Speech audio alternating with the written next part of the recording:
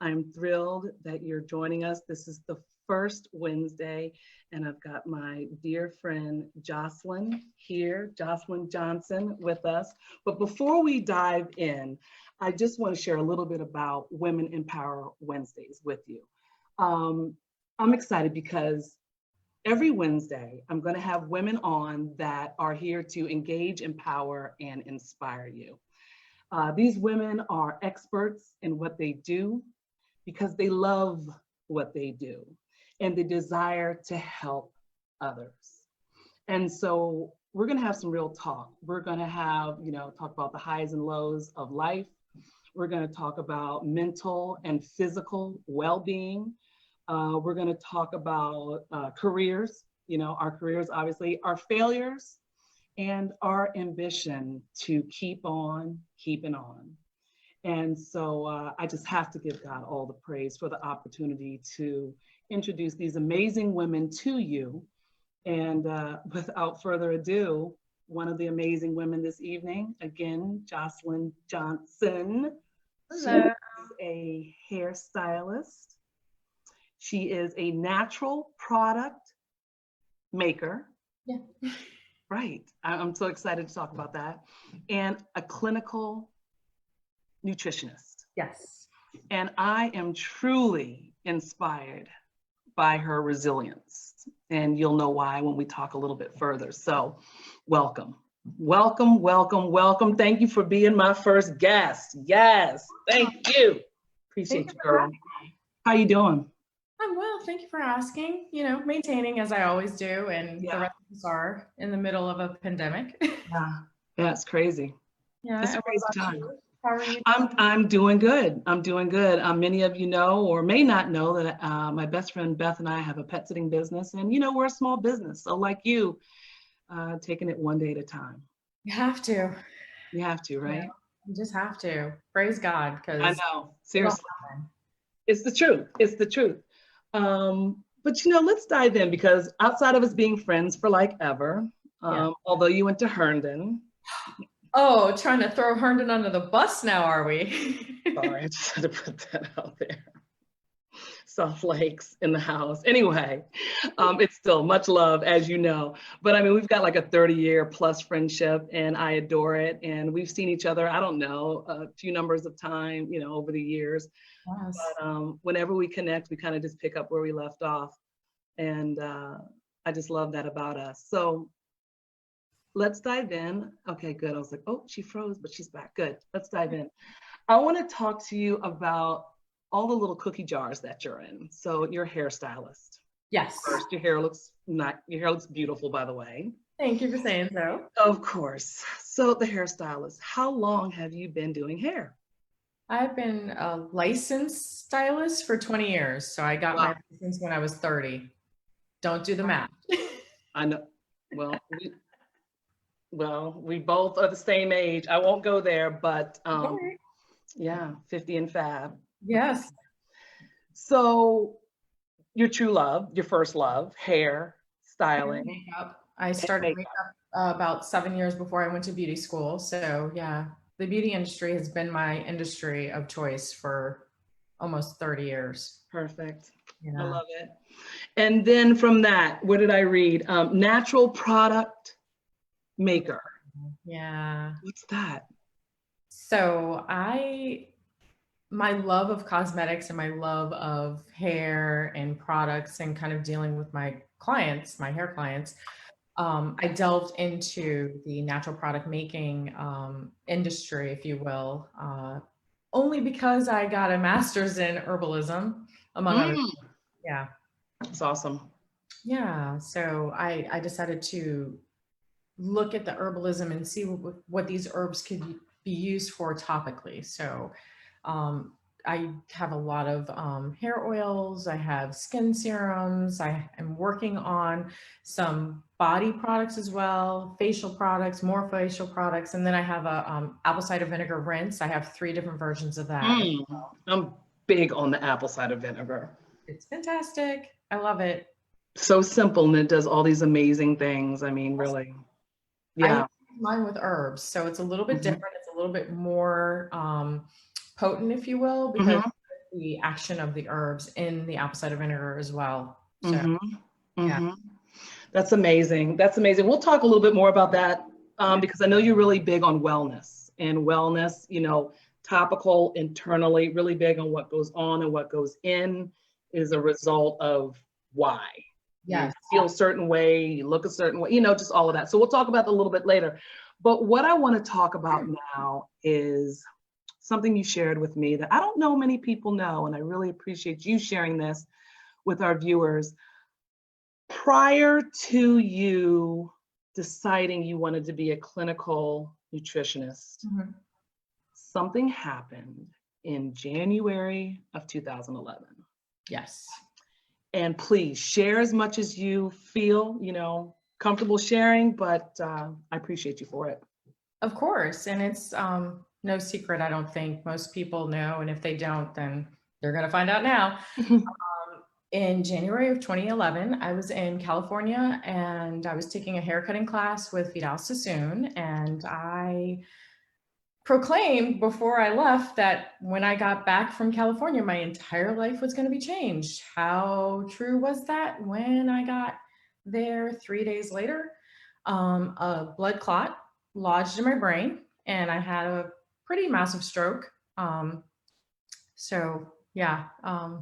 I was in the hospital for 11 days, in the ICU for 2 days, I think. I can't remember. Thank God for like blocking certain memories because I can't remember that entire event. But yeah. So a stroke. Wow. Yeah. You're young. Fairly young, and I was 40 when I had my stroke, but wow. Strokes happen to people of every age, not just older folks who are in their 70s and 80s. I know of babies who have had stroke in right. utero. So, and children have strokes, and it happens. You can take a long flight and build up clot, and it doesn't get it's supposed to go through your liver and kind of get broken down and get exposed through your bowels, but mine lodged in my brain. And I think it was really just a wake-up call from God because I wasn't listening. He kept on telling me something to do, but I don't listen. I'm a little hard-headed. So I had a stroke and it made me listen. I had to relearn how to read, how to write. Went back to being about 8 years old, I think, was my first psych evaluation. They do that to determine your level of disability. So my first one, I was at about 8 and could barely read, I'm going to get teary-eyed, sorry. It's all good, I understand. But it just is what it is. And I right. really hard. Right. Really hard. Right. What I did after that and all the work I've put into it, right. I make this look like easy or like, oh, look, you can have a stroke and be perfect. And that's not true necessarily. Right. And that's what we talked about these last couple of days and weeks is that, and this is why I'm inspired by your resilience. You have faced adversity and you have bounced back, and you have that, I talked about it earlier, that, never let them see you sweat, kind of thing. You have to be, you're strong on the outside, but you're kind of dying on the inside because you still struggle a little bit from time to time. There's, just from day to day with what you do and staying busy, and you're still on a mission and you still have goals and desires and dreams, but the stroke affected your brain. Yeah. Right. So having to relearn and kind of get back on track, I think you're amazing. And so the stroke then brought you to where you are today.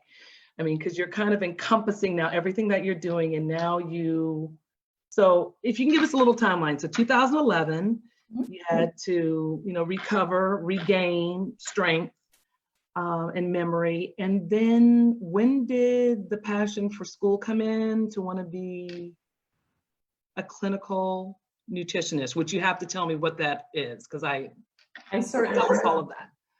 I will. I think what kind of triggered the idea of doing something was, one, having doctors tell me take all these medications and they weren't working. I still had my migraines, and they would give me like morphine pills or other opioids, Dilaudid, you name it, I had it. And it didn't work. It just made me pass out. And I'm like, I can't function like this. This is not life. And I was really underweight. When I had the stroke, I lost 20 pounds probably. So I went down to about 112 pounds. And the doctor said, just drink a milkshake every day. And I'm like, that doesn't make sense because I had a stroke. Like, why would I drink fatty milkshakes that are not healthy every single day to gain weight? That's inside of my head. I'm like, that's stupid. So I started trying to research as much as I could, you know, when I was up and awake and trying to do something for myself. So I discovered that if I ate certain foods, I felt better. If I didn't eat those foods, I didn't feel so hot. So then I tried to go back to doing hair, and I have no stamina. So even today, I only work 3 days a week behind the chair, and I only do 4 to 5 clients a day because I just physically can't do it. I don't, let me try to back up a little bit. I'm not paralyzed, but I have severe neuropathy. So, and neuropathy is pain. Right. So I have pain, and I've had pain since the day I had my stroke. Right. So it has lived with me. It's like my best friend. That's what I call it, my best friend, because it's always there. It never goes away. So because of that, I cannot work 12 hours a day. So my interest towards nutrition kind of grew, and I looked for a school that had a holistic approach to their nutrition because I didn't want to be a dietitian. I actually got in trouble in the hospital. I got in a lot of trouble because I got in a fight with the nutritionist, the dietitian, because she wouldn't let me have what I wanted. All I wanted was like fresh fruits and vegetables. And she was like, so I wouldn't eat the hospital food. So I lost even more weight. Now moving forward to the point where I'm like, okay, I'm ready to go back to school, I think. So I had to do some soul searching and really thought about, okay, if I do this, it has to be holistic and it has to be food-based. So I found Bastyr University in Seattle, Washington. That's kind of, I love that place and I hate that place. It was the hardest thing I've ever done and the best thing I ever did, ever. All the amazing people I met, my professors, just. Well, I mean, and I just have to say, you know, I just commend you for just, you know, going back to school, period, for just, you know, after you've, you know, gone through high school or done a trade or gone to college, whatever it is, masters, you know, then to go back and dive into something that is so intricate. You know, this is something that is not, you know, nutrition. When you're studying nutrition, the body and the brain and how this works off this. I mean, you know, right, you are what you eat. I mean, I know exactly how I feel after, you know, I want that great, greasy, amazing pizza. No, I mean, it's the struggle is still real. I put a video up a few days ago. I mean, I'm struggling here, you know, with this whole eating thing and stuff. But my point in that is, you know, it's just that instant gratification, satisfaction. But then I feel like, ugh, you know, but I do feel good when I pop down some fruit, you know, you know, like it feels good because I know I'm putting something good in my body. So I can appreciate, you know, going through something. I've had some ailments too, the Lyme disease, thyroid issues, this and that. And they're pushing, you know, drugs and medications in me. And I have to make a choice. And do I go holistic? Because there is that route. There's always that choice. But then, you know, obviously we always have to go conventional. We have to start at least there because holistic is expensive. It can be. It can be, and maybe you can tell us more, but you know, my insurance, you know, right. You know, but that's usually what we think and what we know. And that's why I love talking to you, because you can like tell us something we may not know. And because I know I'm coming to see you. You can believe that. All right. So you graduated. I graduated from Bastyr in 2016 with my bachelor's in, hold on, wait, I'm sorry. Too many degrees inside of my head. I apologize. All good. Graduated with my degree in nutrition culinary arts. So I actually could consider myself to be like a private chef. Really what they did was they taught us to not only cook, but also how to write recipes, how to Mm-hmm. approach food so that we can help our clients to approach food in a more, in a healthier way. Mm-hmm. And not to be afraid of it. A lot of folks are afraid to cook. A lot of folks are afraid to experiment or try different flavors. And I find it quite exciting when I have a client who's like, I've never made a frittata and I made one. And that was like the most amazing thing ever. Like, yeah, I have your recipe. Can I switch it? And I'm like, yeah. You don't want to know what I put in mine because it's like the kitchen sink kind of meal, if you know what I mean. So, yeah. Right. And it's good because I have had the mentality kind of ingrained in me, that microwave mentality, just quick, Yeah. quick, quick, everything's quick, and I've done. But I would say over the last couple of years, I really have embraced cooking and recipes and fresh vegetables and herbs and spices and that whole fun mixture and really enjoying the benefits, at least my taste buds, there's a huge difference. My taste buds can Nice. enjoy the benefits.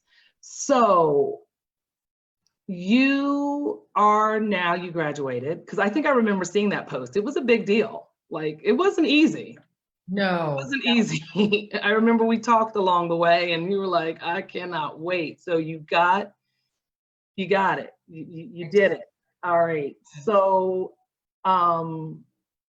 when you were done, I mean, like, what's next? So you've got your hair, you've got your makeup, you've got you make your products, and now Actually, you're. no, that just came recently. The product making was in the last year and a half. Oh, that's the last. Okay. All When I right. graduated from Bastyr, I worked at Sur La Table as a savory chef for a few months just so I could hone those skills. And I came home and I realized very quickly that I can't work as a nutritionist with a bachelor's. I needed to do something else. I had to add more education to my background in order to do what I really wanted to do, which is work with clients. And that's why, because of that's just, Yep. you have to have it in order to be considered even. Well, I wanted the CNS certification, which is the Clinical Nutrition Specialist Okay. certification.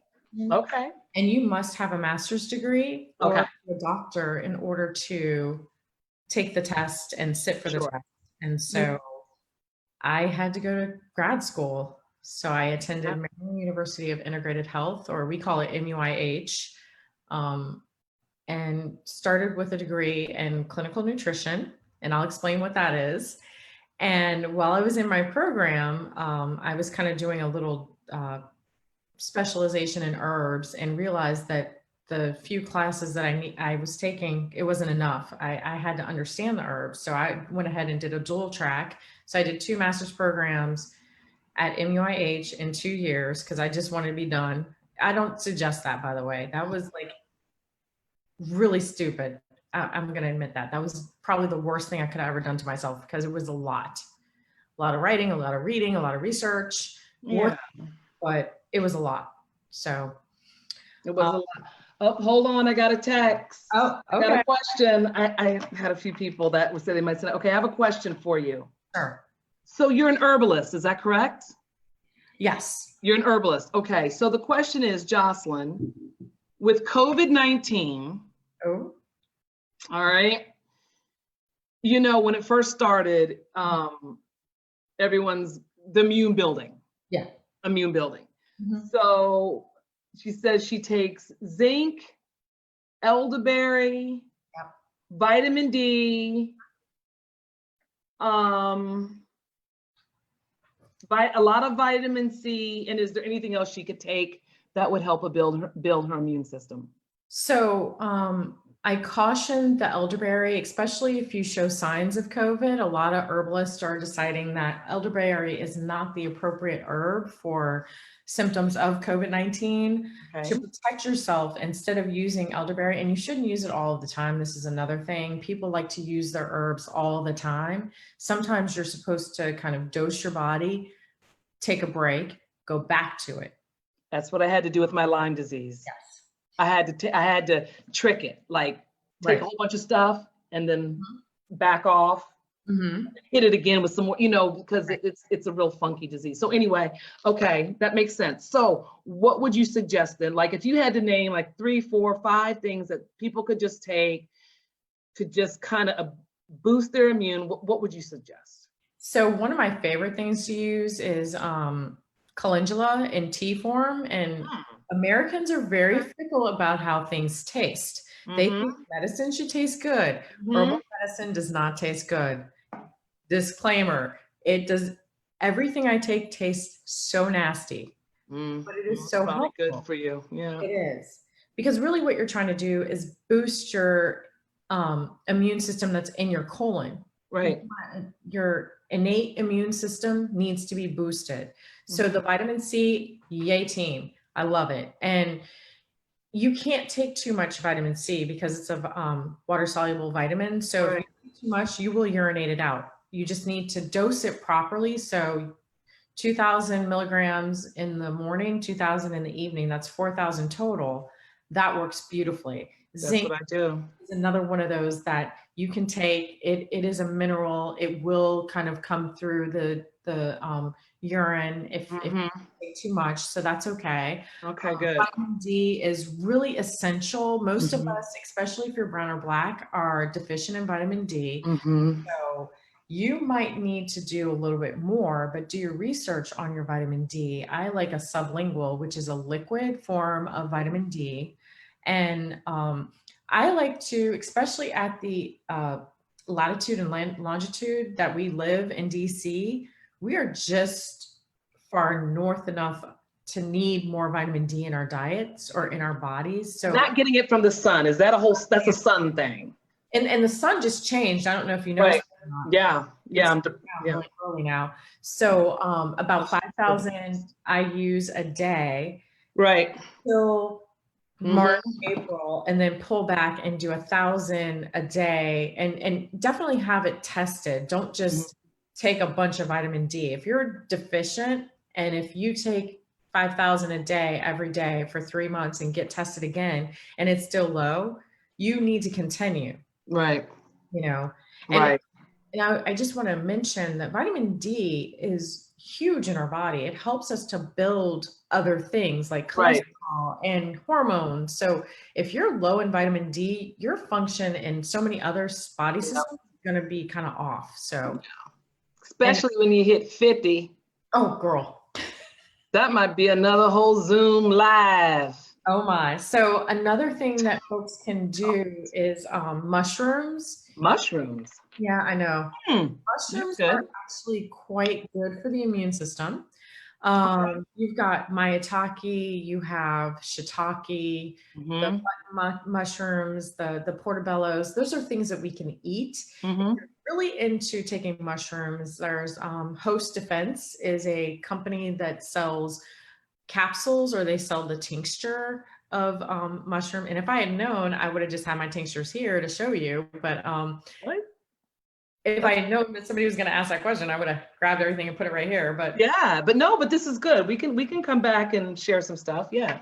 no, for sure. But definitely like reishi is great, and cordyceps is another mushroom. But I would highly recommend that person to reach out to you and get my Right. information Yes, so that I can absolutely. wrap with them instead of me just saying a whole bunch of stuff and them trying to buy stuff, because sometimes it's not appropriate. Right. Everything isn't for everyone. Right. Right. So That's the truth, though.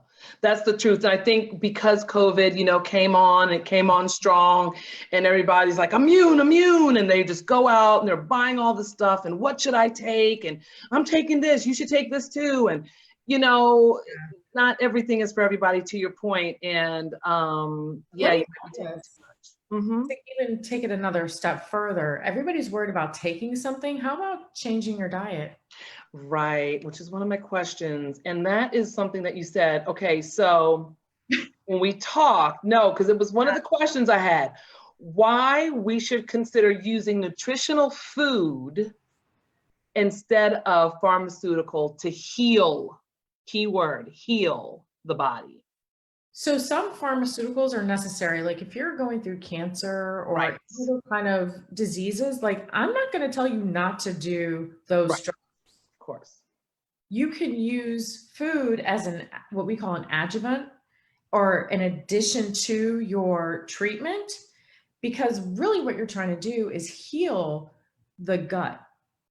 The gut is so important. If you kill off everything in the gut, then all the bad stuff is going to grow. So eating foods rich in vitamins, and making sure that you have the right balance of food is really important. And also not eating prepackaged food, because we don't know what's in that.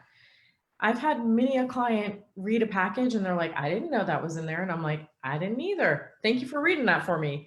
And maybe you shouldn't eat that, like prime example, I had a client who was a vegan and she was eating vegan deli slices. And I'm like, what is that? And she's like, oh, it's vegan meat. And I'm like, no, vegans don't have meat. Let's try this again. So when I finally got her to say it, like, I'm eating fake meat, we got her off of that almost immediately. Right. And guess what? All the symptoms that she had that was an issue abated. They completely went away. Right. No, I believe it. I believe it. I totally believe it. I believe it. I think there's just, we tend to have a little bit too much trust and, obviously what's being putting out there. I mean, just probably over the last 5 years, I'm picking up stuff, starting to read the ingredients. If I can't like spell it, read it, pronounce it, there's an issue. And, just appreciating, just keeping it real simple when it comes with the food, you know what I mean? And keeping it fresh and keeping it simple, trying to at least. It's hard to cook though. People have it in their heads that it takes a lot of time and energy. Well, and that's right where I am. You have to know that when you put the effort into your food, what the result is. Right. No, you're right. Just as simple. No, I know. It is that simple. And that's what I try to do. I'm trying to keep it, I always try to keep it simple and keep it simple. So, but no, that's good though. And you're right. I appreciate that. That was one of the good questions. Another question that I know, because wellness. Yes. Overall wellness is extremely important to you. Wellness in our communities.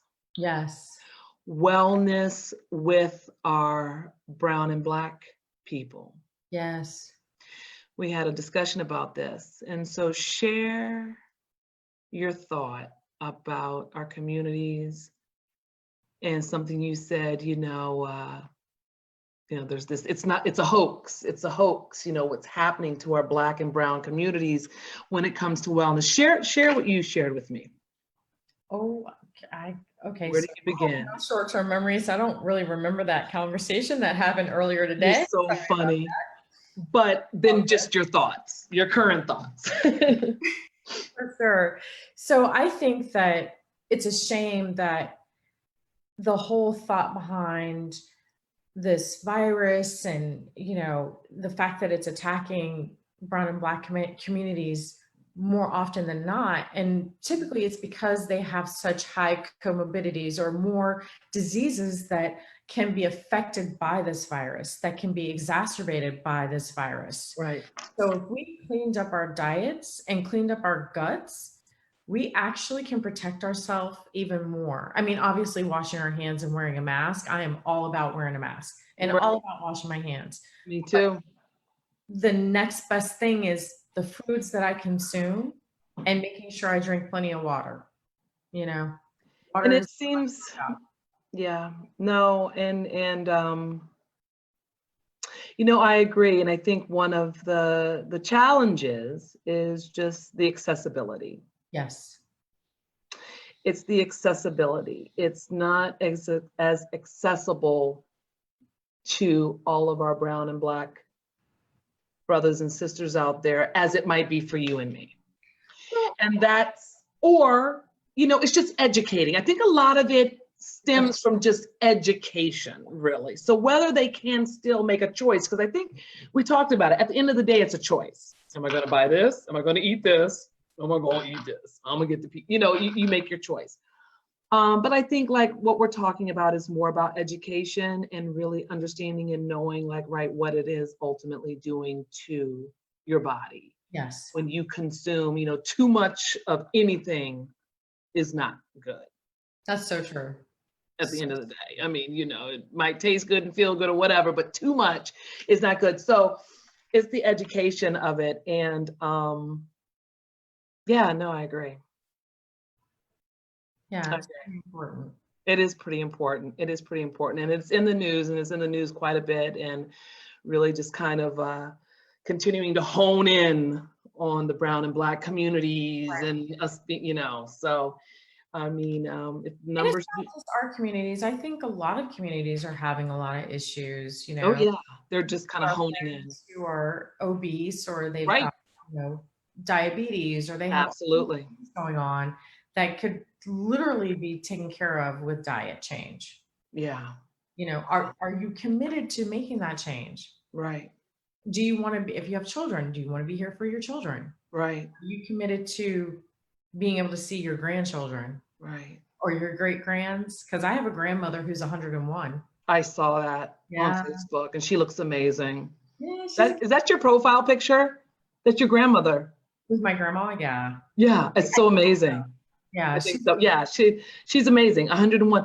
But you know, you're right. And you know, when I hear you and I feel you, because I'm in a place right now of needing to make some better healthy choices, it does sound like simple, but you know, it is about I think, you know, when you come to the educating and you're telling me like what this is actually doing to me, Mhm. you know, the choices that I have, it does start to bring a little bit of light for, you know, the areas that I don't quite understand.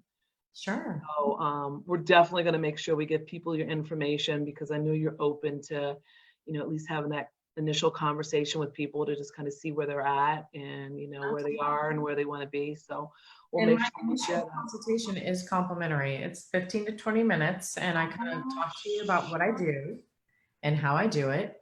And then you can make a decision whether or not you'd like to work with me further.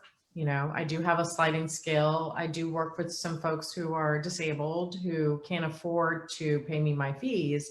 So depending on your income levels, I do slide my scale down Awesome. for those folks because it's only fair. And I've had that happen for me with all my therapies. So I should pass that along to other folks too. Absolutely. No, that's awesome. We'll definitely just, you know, reminder, just 15 to 20-minute free consult.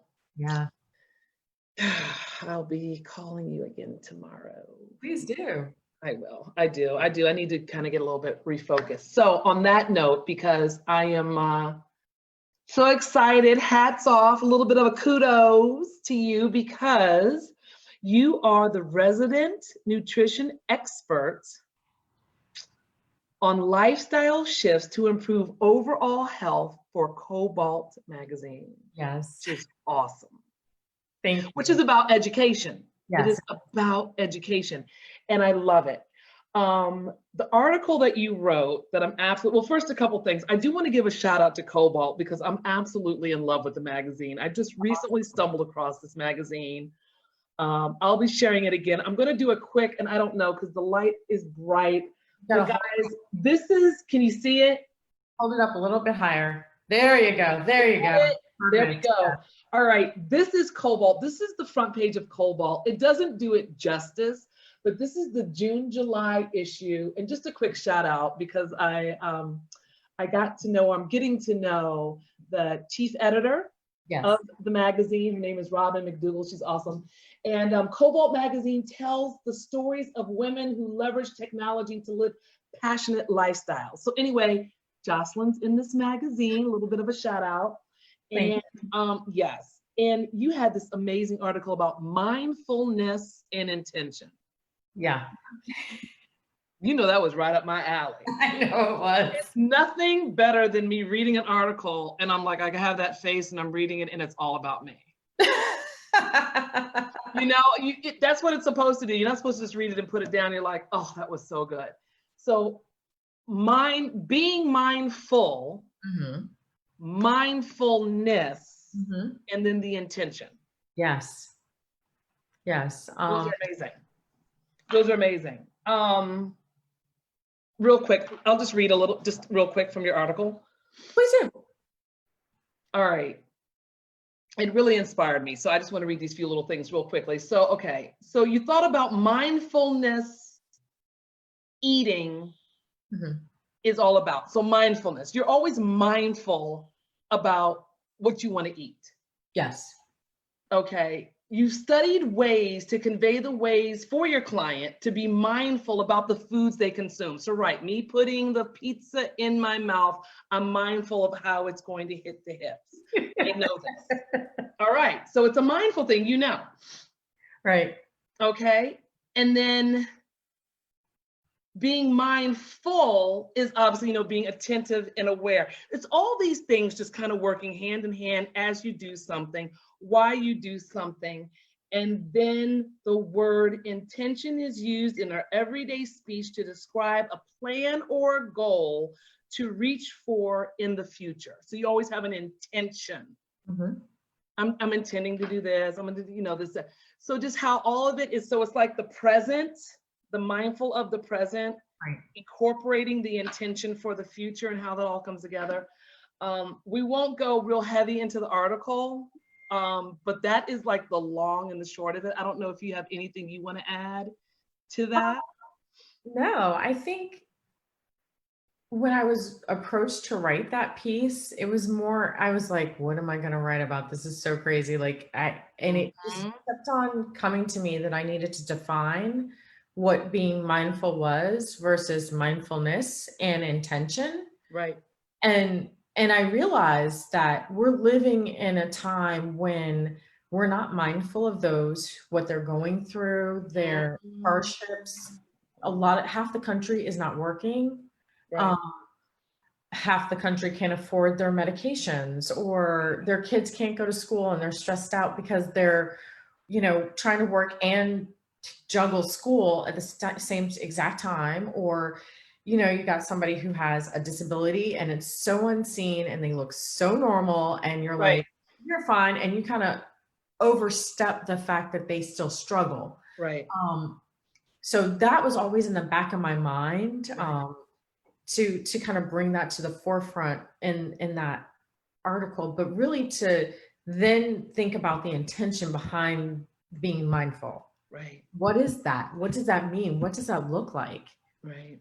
And then I kind of went off a little bit to the left and thought about just the not only intention, but also like setting intentions and mantras and making sure that we are doing that for ourselves. So Right. there's apps in the article that I suggest that you can I try. saw that. You know, I good saw stuff, that. all good stuff. It's all good stuff. And you can apply it, like you said, straight across the board. It's not just food, and one of my famous phrases is, you never know what someone's going through just by looking at them.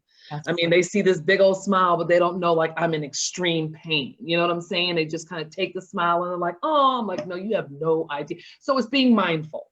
It's Yes. being extremely mindful of that. And it's extremely powerful, especially during a time like this, the world that we're living in. No, for sure. But I love it. And this has not come out yet. This is an article to come out. So again, Cobalt magazine.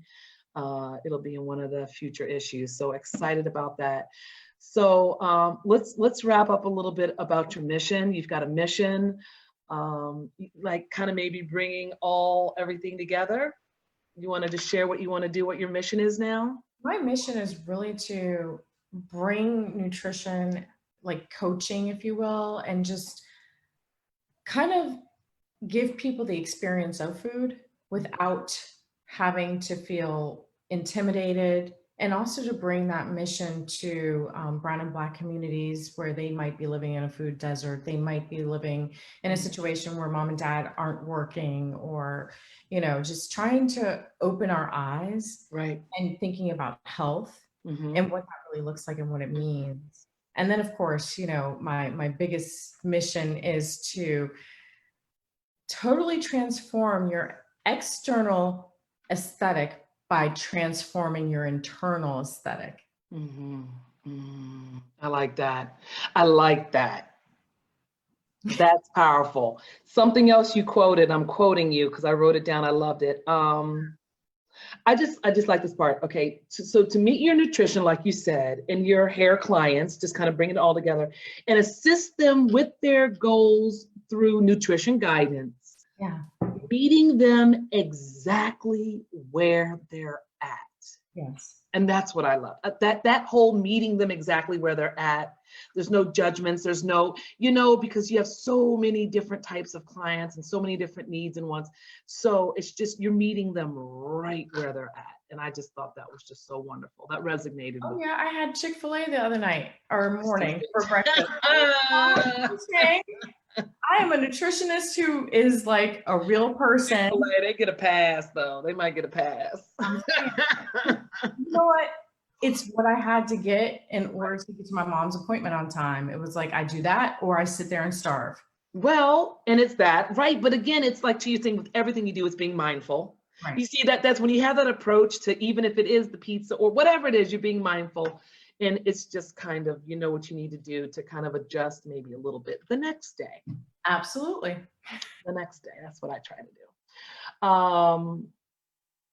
Well, I love you for it. I love you for everything you're doing. Like I said, you've inspired me more than you know. Just your resilience, really, truly, because I know you've been through it. And like, right, you see our smiling faces and things but we've been through a lot. You've been through a lot. And I'm so excited for you and what's in store for you. Tell everyone how they can reach you. What's the best way to contact you for that free consult? Okay. Right. Call me at 202-255-6895. They can also text me there. They can also email me at Jocelyn, okay, JOCELYN @Trillium Lotus, and I will spell that TRILLIUMLOTUS.com. So definitely just or you can hit me up on Facebook. Yes. Texting me is probably the fastest way to get to me. Okay. Yep. No, it's perfect. And we're going to add all this to the post. So if you didn't catch it, you'll be able to catch it, and hot flash. Zoom, girl, I'm telling you, 50 and over, we will have another Zoom about what that's all about. Now, you've been amazing. I want to thank you so much. Thank you for being my first Women in Power guest. Thank you. And I love you. And I'm so proud of you. And I'm proud of this platform is amazing. It's fun. Just blossom. Well, you're so wonderful. And I appreciate you for it. It's just like I said, Lord, I'm going to come out of this pandemic better than I went in. It really is just a blessing. And I'm really very thankful for the opportunity to be with you and spend this time with you. And for everyone that's watching, I want to thank you for joining us. I really pray for everyone's strength. I'm praying for everyone's peace. I'm praying for everyone's comfort during this time. It's not easy. A lot of anxiety in the air, we've got a vote soon. I think it's in 49 days. So we've got a lot on our plate, but I just want you to know that I'm always praying for my friends. And thank you for joining in. And finally, I gotta say, please like and share if you could. That would be awesome. I'm like trying to get all the little stuff together. Do all that for me, guys. I love you. I appreciate your support. Next week, we've got another Women in Power. It's going to be great. Jocelyn, thank you so much again. Thank you. Have a wonderful evening. You too. I'll talk to you soon. Take care, guys. Bye. Bye-bye.